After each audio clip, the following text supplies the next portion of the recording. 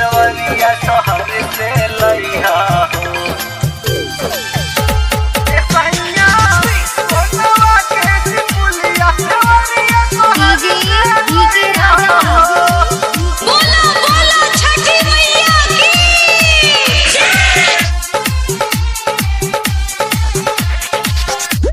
सैया सोनावा के सिपुलिया देवरिया शहर से लइहा हो। ए राजा सोनावा के सिपुलिया देवरिया शहर से लइहा हो। देवरिया शहर से लइहा हो। देवरिया शहर से लइहा हो।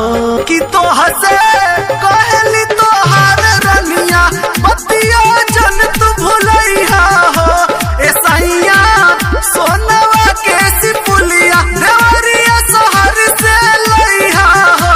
देवरिया शहर से लइहा हो।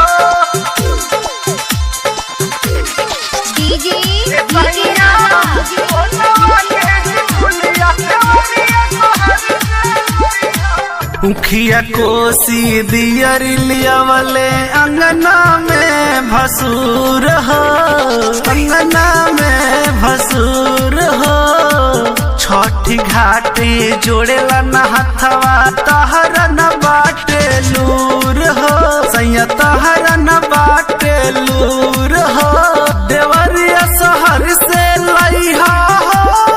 देवरिया शहर से लइहा हो। कि एक दिन कमावा छोड़ी सोनारा के तू दुकान बजइहा हो। सैया सोनावा के सिपुलिया देवरिया शहर से लइहा हो।